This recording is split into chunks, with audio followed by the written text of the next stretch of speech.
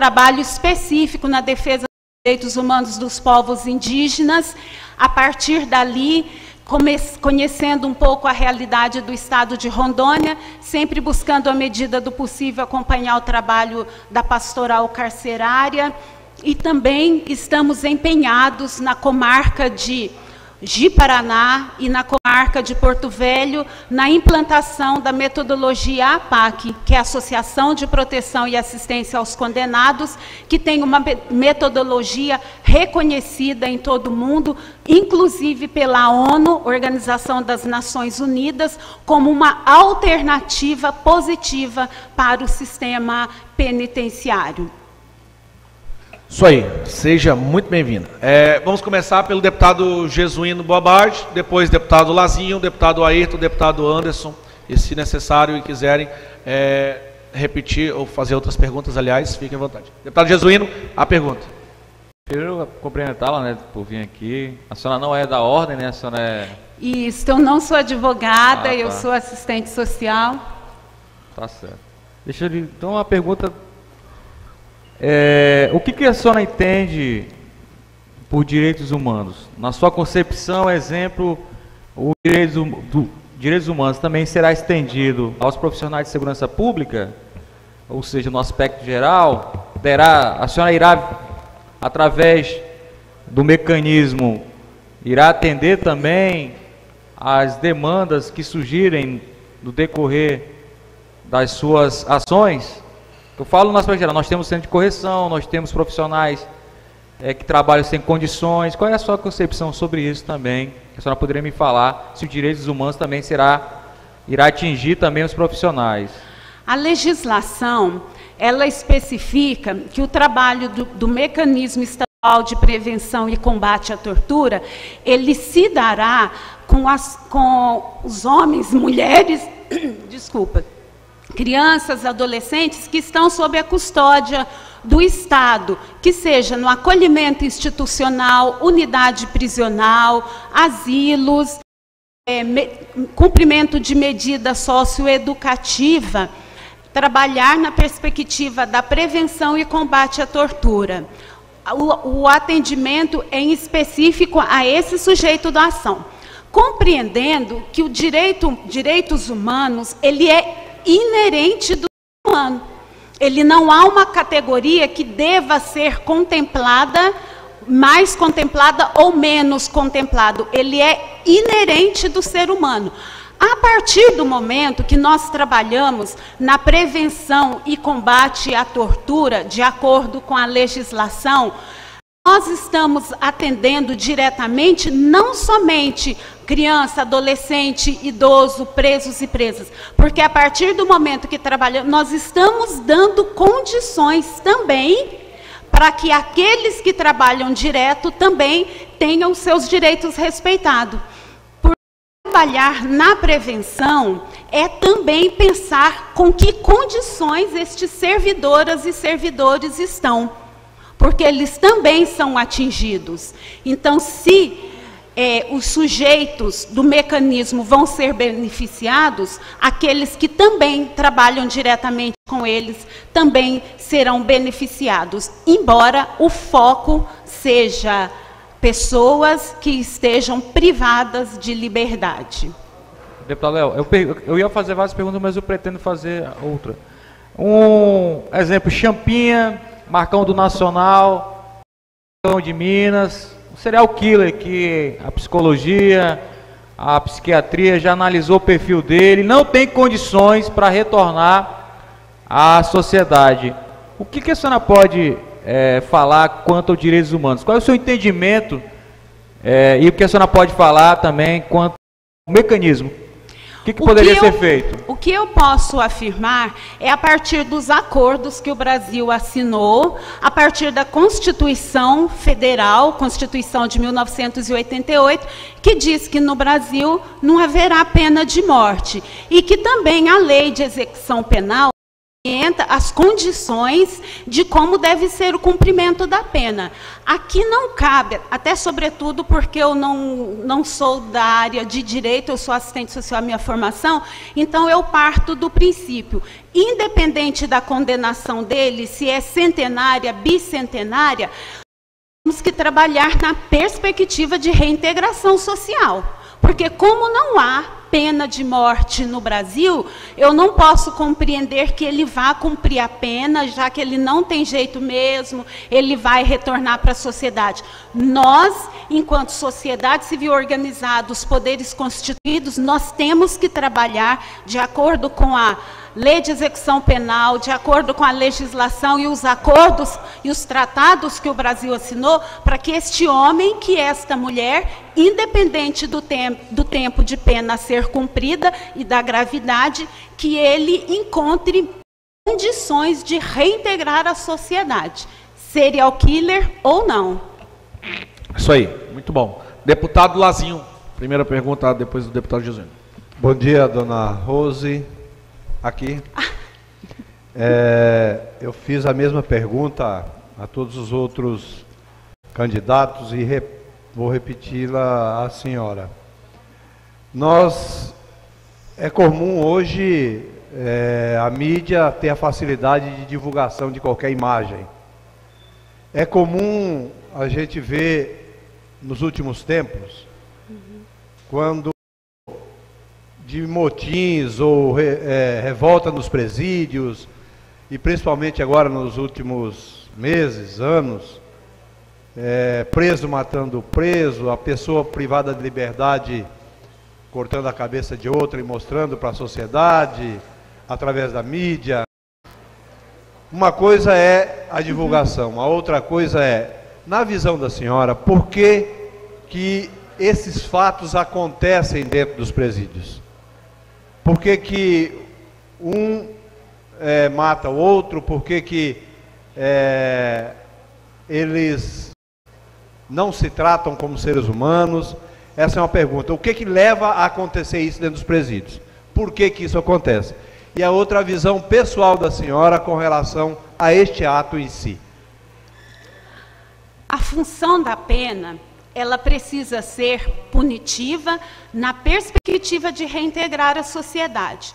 Quando nós trabalhamos com a realidade de presídios, com superlotação, os funcionários, os servidores sem condições mínimas de trabalho, aqui neste momento me vem uma imagem que me acompanha desde a minha juventude, o massacre do Carandiru.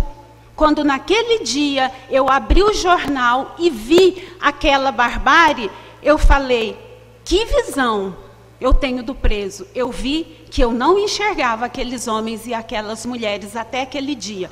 E dali em diante, eu me dispus, me engajando com movimentos, grupos, como a gente pode pensar a condição desses homens e mulheres que cumprem pena, nesta total falta de condições, estes agentes sem também condições de trabalho mínimas, e como pensar em reintegração social quando a gente trabalha com superlotação.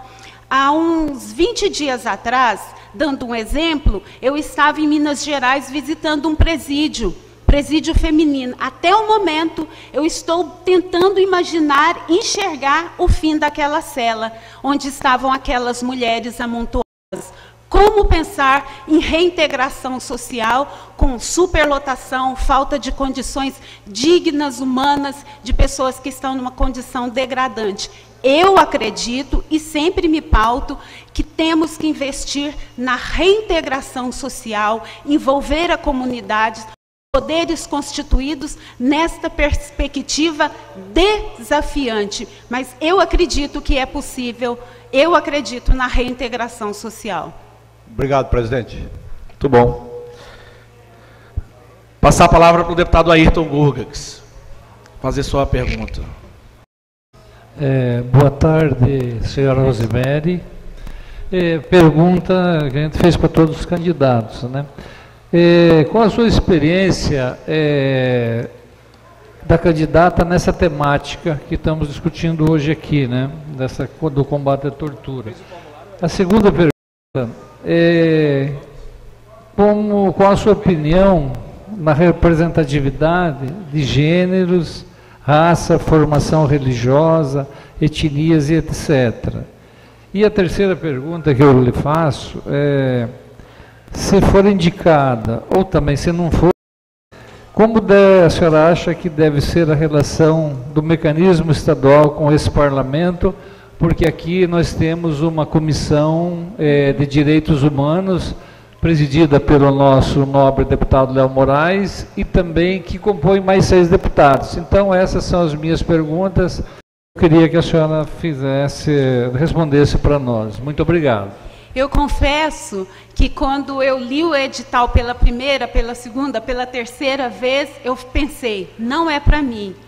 É muito para a área de advogado, e eu sou assistente social de formação. Ali eu fui descobrindo, lendo o edital, lendo a lei, eu fui vendo as especificidades, como era tratada a questão de gênero, a questão da importância da multidisciplinariedade, e também a legislação, à medida que fui lendo sobre o assunto, eu fui percebendo o quanto tudo que nós já trabalhamos nesses últimos anos está dentro da lei. Então, eu considero a lei muito completa, muito positiva, que traz a importância da participação da sociedade, a importância de estar ligado com os poderes constituídos, executivo, legislativo, judiciário, porque o fato do mecanismo ter autonomia de atuação, ele não quer dizer que os seus membros tenham que trabalhar de maneira isolada.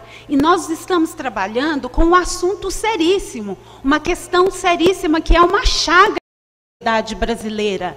Então nós precisamos estar muito bem articulados e na certeza de que para chegarmos neste dia de hoje, nesta sabatina de hoje, muitas pessoas nos antecederam dos poderes que seja executivo, legislativo, judiciário, sociedade civil, ONGs de defesa dos direitos humanos, muitos nos antecederam nesta luta, na perspectiva de prevenção e combate à tortura. Então, a minha experiência me aponta para que é possível o Estado de Rondônia ser esta referência que está sendo, a partir do Estado de Rondônia. Acabou. Vamos lá. Pergunta do deputado Anderson. Bom dia, senhora Rosimeire. Bom dia. Como é que a senhora lidaria em uma unidade prisional apurar uma denúncia de tortura? E de que forma a senhora pensa, numa segunda pergunta, em trabalhar a prevenção, né, à tortura dentro dessas prisionais, tanto com o servidor que está ali representando o Estado, como também para o apenado que pratica tortura do seu companheiro de cela ali. Como é que a senhora pensa em trabalhar essa prevenção? E em relação à denúncia, de que forma a senhora apuraria os fatos dessa denúncia para que, se constatasse em relatório, seja encaminhado para os órgãos competentes para fazer a fiscalização necessária? A legislação orienta que antecedendo as visitas, elas sejam acompanhadas de uma série de outras informações. Eu simplesmente não chego em uma unidade prisional ou num centro de acolhimento institucional, uma comunidade terapêutica, me apresentando como membro do mecanismo. Estas visitas, este acompanhamento, ela pode e deve ser feita ou com a equipe plena, que são os 3 membros que compõem o mecanismo, ou com equipes menores, ou seja, envolvendo pessoas que têm um trabalho reconhecido na defesa dos direitos humanos, por exemplo, pastoral carcerária, Comissão Municipal de Direitos Humanos, grupos que trabalham na defesa, e realizar esta visita. Mas ela tem uma série de orientações que precede há uma série de informações que precede, e uma das maneiras para trabalharmos a prevenção é o envolvimento com a comunidade, é o envolvimento com as escolas, com as universidades, inclusive dar condições para aqueles que trabalham diretamente com os usuários deste nosso serviço, o público-alvo, para que eles também compreendam, antes de mais nada, a dimensão da tortura, as consequências. Eles também precisam trabalhar, nós precisamos trabalhar na perspectiva da educação, da formação. É um desafio enorme, porque a compreensão de tortura, ela varia muito, mas nós não podemos admitir, e não admitir parte do princípio de trabalhar a prevenção, e aí envolve uma série de outros atores. É um longo trabalho. Terminei. Deputado Anderson já fez a sua pergunta. Deputado Jesuíno. Deputado Ribamar, também, se quiser, fique à vontade. Na sua atuação, ela falou que já elaborou. Quantos anos a senhora tem Eu vou fazer 3 perguntas, duas. Na sua experiência à frente dos direitos humanos, quantas vezes a senhora atuou fazendo denúncias, atuando realmente de forma precisa no campo dos direitos humanos, que a senhora atuou, e quantos anos a senhora se encontra nessas ações quanto aos direitos humanos? Eu iniciei o meu trabalho na defesa dos direitos humanos no início dos anos 90. São 25 anos. Contribuí na implantação do Conselho Penitenciário da Comunidade em São José dos Campos, em São Paulo, da Comissão de Direitos Humanos, também no município de São José dos Campos, em São Paulo. E as denúncias, através da pastoral carcerária, do Ministério Público, ou também orientando as famílias que procurem a defensoria, porque é muito importante o papel do poder público, sobretudo através da defensoria, da OAB, enfim, parcerias, porque a denúncia, ela não deve ser através somente, muitas vezes, você precisa estar articulado com outros defensores e defensoras dos direitos humanos. Então, é muito importante estar a participação da OAB, dos Conselhos de Direitos Humanos, enfim. Isso aí. Rosemary, você está preparada para ocupar essa função tão nobre, tão espinhosa, né? Muitas vezes as pessoas suscetíveis à pressão psicológica, ameaça, à tormenta na vida secular, na rotina, na família. Você está preparada para assumir esse cargo tão importante? Lógico que tecnicamente vocês estão, porque chegaram até aqui, né? Fruto de sustentação oral, imagina, prova, escrita e por aí vai, né? Você está preparada? É a pergunta que eu faço para todos. Você está preparada para assumir esse cargo? Eu estou preparada porque tem sido esta a minha trajetória nessa perspectiva.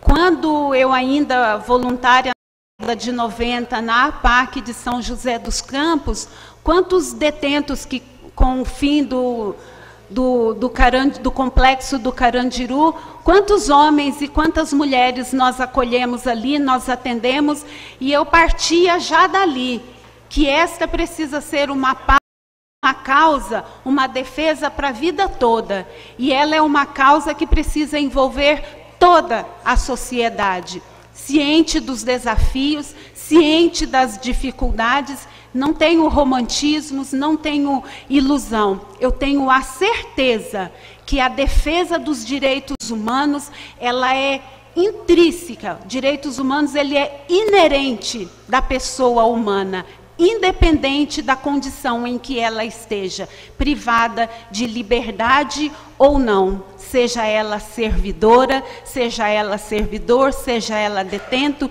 seja profissional do sexo, seja um homossexual, enfim, não há uma categoria. Os direitos humanos é para todos, porque todos somos ser humano. Só uma... Deputado Léo Moraes. Não, caminhado, senhor. A senhora tem algum CDS, A senhora é do Estado, ou a senhora recebe alguma coisa atualmente para compor alguma comissão? Não, eu sou funcionária do Instituto Padre Ezequiel Ramin, no município de Ji-Paraná. Eu resido no município de Ouro Preto do Oeste. Sou voluntária da APAC, Ação de Proteção e Assistência aos Condenados, mas simplesmente voluntária, como sou voluntária do Conselho Indigenista Missionário, como sou voluntária da Pastoral Indigenista. 4, 5, 6, 7. Isso mesmo, muito obrigado. Opa, deputado Aelcio da TV. Eu vou fazer uma colocação que eu fiz com 2 outros candidatos aqui. 2, 3, 4, 5, 6, 7. E não é opinião própria, mas é um espelho da sociedade. A gente percebe que a grande maioria da população brasileira tem uma rejeição muito grande aos profissionais de direitos humanos. Eu acho que mais de 70% diz que direitos humanos é feito só para proteger bandido.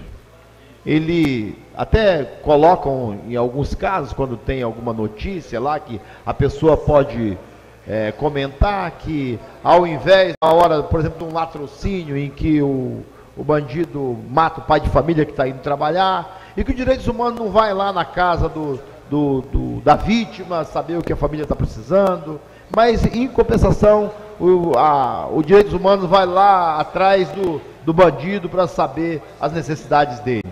Como você vê essa rejeição que a sociedade tem hoje contra o profissional de direitos humanos, contra esse cargo que vocês estão pleiteando? Primeiramente, eu digo, enquanto o mecanismo de prevenção e combate à tortura, considerando que a lei não é somente para os presos e presas. Ele contempla criança, adolescente em acolhimento institucional, adolescente em medida socioeducativa, hospital psiquiátrico, comunidade terapêutica, asilos, enfim. A compreensão que muitas vezes equívoca, eu posso afirmar que a sociedade tem em relação aos direitos humanos, porque a sociedade paga uma conta muito alta para manter o sistema penitenciário. E o que nós assistimos são índices de reincidência que chegam acima de 80%. A sociedade paga a conta 2 vezes. Então, acreditar, por isso que muitas vezes defendem, apoiam a pena de morte, a tortura, os tratamentos degradantes e humanos, por compreenderem que estes merecem ser tratados desta maneira, mas como estão sendo preparados para reintegrar a sociedade? Aí não compete ser somente uma política pública de reintegração social, mas como estão as nossas crianças, os nossos adolescentes? Aí entra numa questão de políticas públicas também. A questão da falta de vagas nas creches, a qualidade do ensino, a falta de acesso, as violências, a impunidade, e acaba que o preso, ele vira uma espécie de persona non grata. Mas nós temos que partir do princípio que direitos humanos é para todos. Nós temos que entrar em outras discussões. O que faz com que ele tenha esse índice de reincidência tão alto? O que faz com que a sociedade tenha essa rejeição tão grande? Parabéns, tá, pelas suas colocações. Eu participei um pouco aqui, mas gostei muito. Obrigado. Isso aí. Foram 8 perguntas à senhora Rosemary. Cândido Planos, agradecemos, te parabenizamos também, muito bom. E você fique à vontade para ficar em nossa galeria, no nosso plenário, para ouvir mais alguns questionamentos que devem ser feitos a outro colega, tá? Muito obrigado.